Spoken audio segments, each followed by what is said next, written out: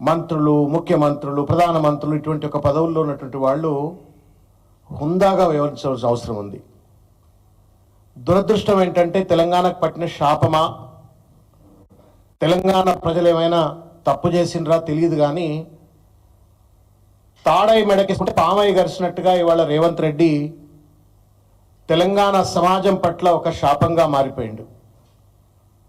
రాజకీయం అంటే గౌరవం తగ్గిపోయింది సమాజంలో రకరకాల కారణాల చేత. గత 70-75 సంవత్సరాల భారతదేశ రాజకీయ వ్యవస్థలో రకరకాలైన వ్యక్తులు రాజకీయాల్లోకి వచ్చిన తర్వాత రాజకీయం పట్ల గౌరవం పోయింది.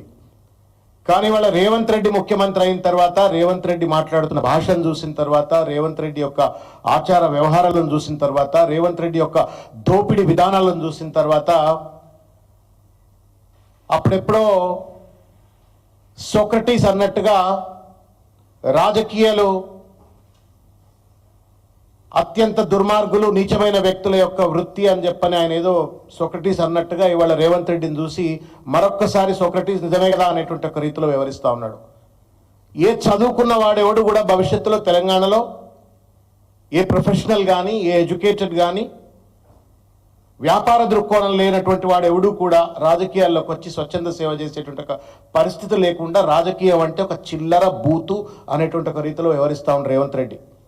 తన స్వార్థం కోసం, తన చిల్లరతనం కోసం, తన పదవిని కాపాడుకోవడం కోసం కేసీఆర్ గారి పైన అక్కస్తో కావచ్చు రకరకాల రీతుల్లో మాట్లాడుతూ మొత్తం రాజకీయ వ్యవస్థని వాళ్ళ భ్రష్టు పట్టించేట ప్రయత్నం చేస్తూ ఉన్నాడు, అపహాస్యం చేస్తూ ఉన్నాడు. ఎవడన్నా నేను పొలిటీషియన్ అని చెప్పుకుంటే అబ్బో రేవంత్ రెడ్డి లెక్కున్నావా నువ్వు అని చెప్పని తిట్టేటువంటి ఒక పరిస్థితి అలా ఏర్పడ్డది.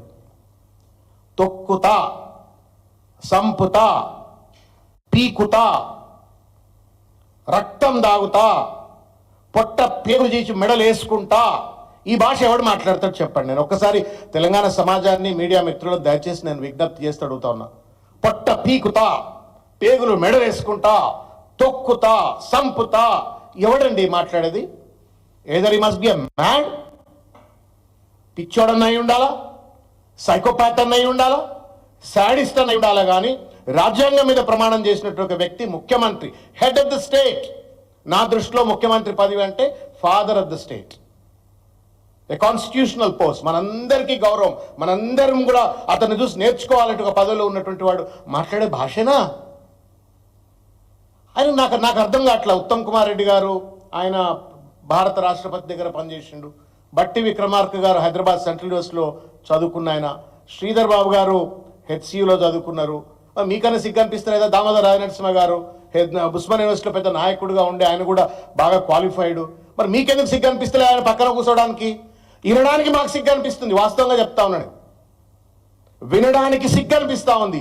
Is this the kind of politics that I have left my job 17 years back? నేను ఒక కార్పొరేట్ ఉద్యోగం మొదలుపెట్టి ఈ చిల్లర రాజకీయాల కోసం నేను వచ్చినా, ఈ చిల్లరగాళ్ళతో పొద్దున్న లేస్తే వాద సంవాదాలు పెట్టుకోవడానికి వచ్చినా అని చెప్పి నాకు సిగ్గు అనిపిస్తుంటే, మంత్రులు అవసరాలు మీకేం పుట్టిందా? మీరెందుకు అడుగుతలేరు? ఇట్లా మాట్లాడక మేము డాన్స్ మీద ఉంటామని చెప్పి మీకెందుకు లేదు? బుద్ధి లేదు, జ్ఞానం ఎందుకు లేదు మీకు అని అడుగుతా ఉన్నా నేను. I'm sorry for my language, I have great respect to you all, but then మీ యాటిట్యూడ్ చూస్తే మీరు కూడా సిగ్గు లేకుండా అయిపోయినది. అలా ఆయన పక్కన కూర్చొని ఎట్లా మీరు ఇంత చిల్లరగా మాట్లాడుతుంటే మీరు ఎందుకు ఇది తప్పయా అని చెప్పని మాట్లాడతలేరు? లేకపోతే పిచ్చి ఆసుపత్రి కన్నా తీసుకుపోయారని ట్రీట్మెంట్ ఎందుకు చేస్తలేరు? ఇదేం భాష ఇది? ఇదేం సంస్కారం ఇది? భారతదేశంలో మీరు చెప్పండి ఒక మాట, లోతుగా ఆలోచించండి, మీరు గూగుల్లో కొట్టండి, ఇంకేదైనా కొట్టి చూడండి. భారతదేశంలో స్వాతంత్రం వచ్చిన తర్వాత ఇప్పటి వరకు ఏ రాజకీయ పార్టీ నాయకుడైనా, ఏ ముఖ్యమంత్రి అయినా ఈ రకంగా ప్రతిపక్ష నాయకుడిని పట్టుకొని తొక్కుతా, సంపుతా, పీకుతా, లేకపోతే పేగుల నుంచి మెళ్ళేసుకుంటా ఇట్లా మాట్లాడిన వాడు ఎవడన్నా ఉన్నాడో చెప్పండి? ఇట్లా ఉన్నటువంటి వ్యక్తిని ఏమనాలో చెప్పండి మీరు? ఏ భాషతో తిడితే కరెక్ట్ చెప్పండి? కుక్క కాటుకు చెప్పు దెబ్బ అంటున్నాడు. కుక్క కంటే హీనమైన వ్యక్తినే ఇలా చెప్పు దెబ్బ కాదు, కర్ర కాల్చి ముడిచుట్టు వాతలు పెట్టాలి ఆయనకు.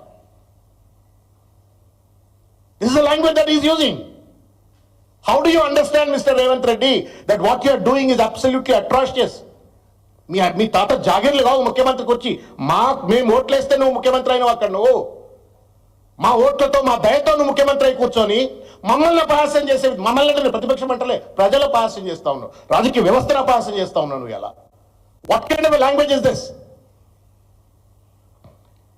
రాహుల్ గాంధీ గారు నరేంద్ర మోడీని పోయి అల్లుకుంటాడు ప్రేమ ఉండాలని చెప్పని. ఇందిరాగాంధీ వాజ్పేయి పట్ల అత్యంత గౌరవ పద్ధతిలో ఉండి యుఎన్ఓ పంపించి ఆయనతోటి ఆ రోజు ప్రతిపక్ష నాయకుడు అయినప్పటికీ కూడా ఆయనను వాడుకొని ఒక ప్రతిపక్ష నాయకుడు అధికార పక్షం మధ్యన ఒక సత్సంబంధాలు, స్నేహపూరిత వాతావరణం ప్రజల కోసం. ఎండతడే ఈ ఫ్యాక్షన్ రాజకీయాలు ఏమన్నా రాయలసీమ గట్ల పంచాయతీ ఉందా కేసీఆర్ గారికి రేవంత్ రెడ్డికి? ఏమన్నా సిద్ధాంతపరమైన విరోధాలు ఇవి. దానికి పట్టుకొని సంపుతా, తొక్కుతా, పీకుతా, పేగులేసుకుంటా. ఏం భాషనయ్యా ఇది? నీ భాషను చూసి ఇవాళ క్షేత్రస్థాయిలో ఇవాళ పోలీసులు అట్లే తయారవుతా ఉన్నారు, లేకపోతే కాంగ్రెస్ పార్టీ కార్యకర్తలను కూడా నువ్వు ఇవాళ పరుషమైన వ్యక్తులుగా తయారు చేసేసి ఇవాళ పేద ప్రజలపైన దాడులు చేయించే ప్రయత్నం చేస్తూ ఉన్నారు. ఎంతవరకు న్యాయం రేవంత్ రెడ్డి? ఇది ఎక్కడి భాష ఇది? ఓ మిత్రుడు ఈ కార్టూన్ వేసిండు, నేను చూడమని చెప్పి కోరుతా ఉన్నా. సిద్దిపేట మిత్రుడు, ఇక్కడ కుక్క మరుగుతా ఉంది. కేసీఆర్ గారి పట్ల నువ్వు ఎంత చిల్లరగా మాట్లాడినా ఎంట్రక కూడా మీకేది లేదు ఆయనను. I'm sorry for my language, but have to talk like that. అర్థం కావట్లేదు రేవంత్ రెడ్డి కాబట్టి నేను చెప్తా ఉన్నా.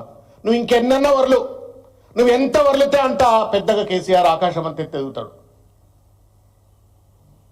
దిస్ కైండ్ ఆఫ్ లాంగ్వేజ్ ఇది ఎక్కడిది? నాకు అనిపించేది ఏంటంటే, నిన్న మన ఢిల్లీలో కూడా పోయి అక్కడిక్కడ అందరినీ కలిసి వచ్చిన తర్వాత అనిపిస్తూ ఉంది, ఫ్రస్ట్రేషన్ పీక్ పోయింది రేవంత్ రెడ్డికి.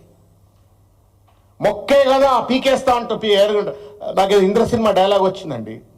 మొక్కే కదా ఏ రెడ్డి మొక్కే కదా పీకేస్తా అంటే నీకు పీకకు వస్తా అని చెప్పని చిరంజీవి అంటాడు. అట్లా ఇప్పుడు తెలంగాణ సమాజం అంటా ఉంది, కేసీఆర్ను మొక్కంటావా నీ కుర్చీ